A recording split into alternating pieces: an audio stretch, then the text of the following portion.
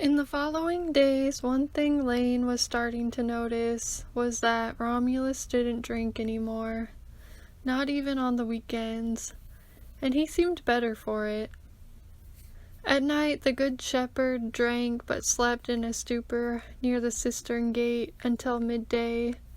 Lupina went into her wolf form at night, escaping into the dark forest.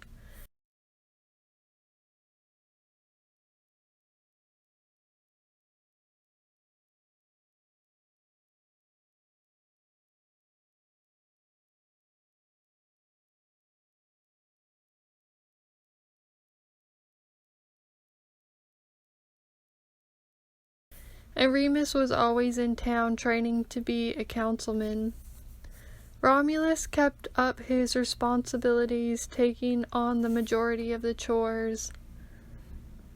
Of all things Romulus was to Laine, she realized now that he was the more mature version of her. He was the part of her that had integrity and followed through on things. The person she wanted to be. Where she once thought him passive, now she saw him as patient and strategic.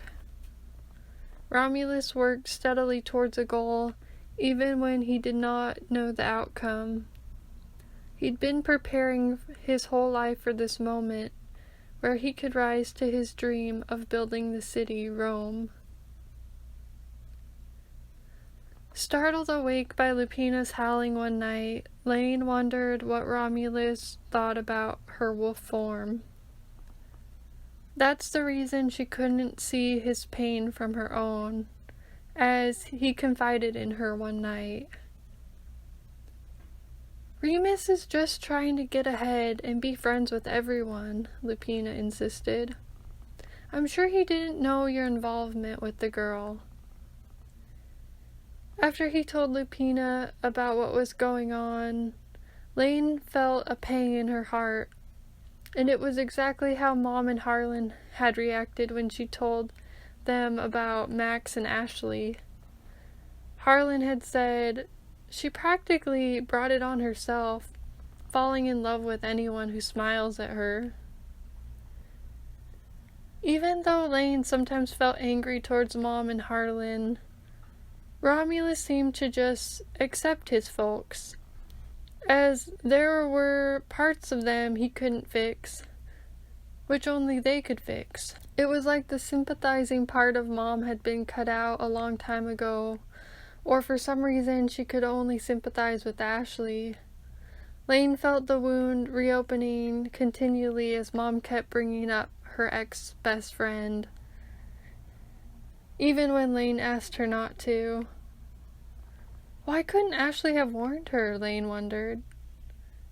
Then she remembered that conversation where Ashley referred to her as her childhood friend in front of the R&B crew, like Laine was some kind of obligation, not even a real friend after all.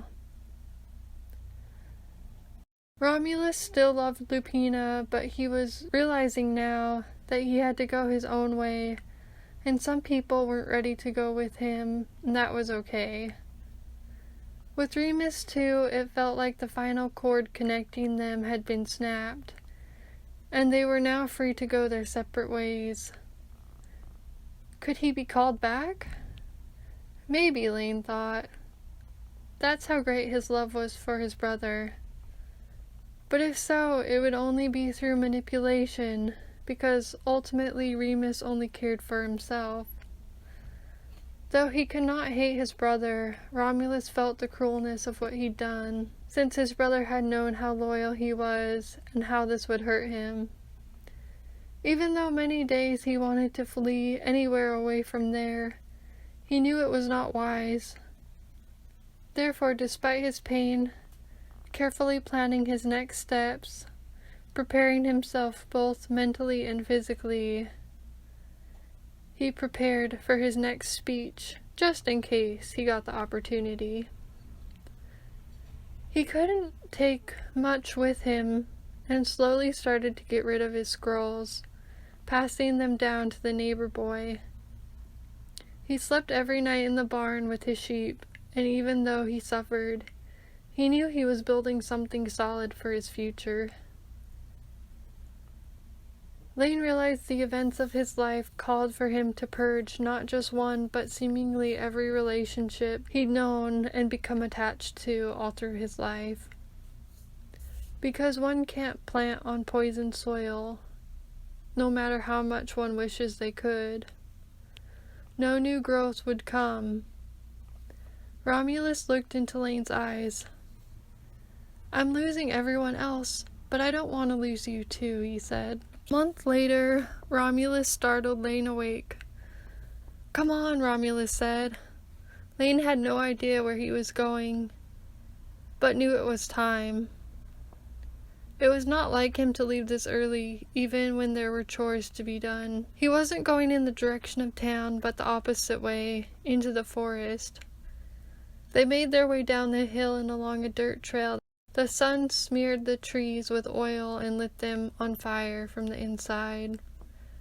Laine could make out Lake Albano. Still, she had to follow Romulus with precision, careful not to trip in the darkness. Now they were headed west of the Alban Hills towards the Tyrrhenian Sea, where the land exploded into a marshland called the Pontine Marshes. Laine knew from her research of modern legend. They'd already gone a long distance. It was as if Romulus wasn't sure where they were going exactly. Sometimes he looked around him in all directions before choosing a path. As they curved around the lake trail, the forest came in thick on all sides, forcing them in. Laine wanted to pull back.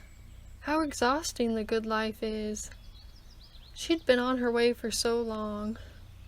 Romulus kept on until the trail leveled into a clearing where the land sunk even further into the marsh that rested simultaneously below and above sea level. Here the mountain springs hit a culvert, and with no discernible outlets, reaped havoc on the land. It was the same way Laine considered that people's minds could reap havoc if they had no outlet for their creative expressions. People as early as the Voshi tribe tried to fix the problem of the marsh, and temporary fixes held for a while before the water built up again and began to shred the land. It brought malaria. So it was to say she was glad for her outlet. Maybe it wasn't so much about being completely cured of anxiousness, but channeling it in a way that it could benefit herself and others, in dedication towards a goal.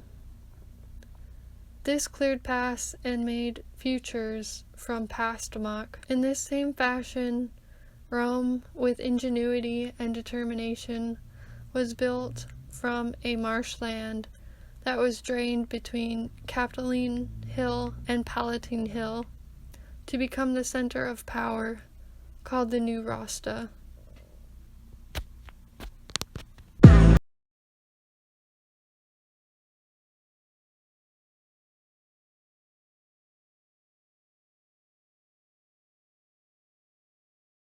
Thanks for watching my video, guys. I'll be back with another video next Wednesday. Until then, ciao!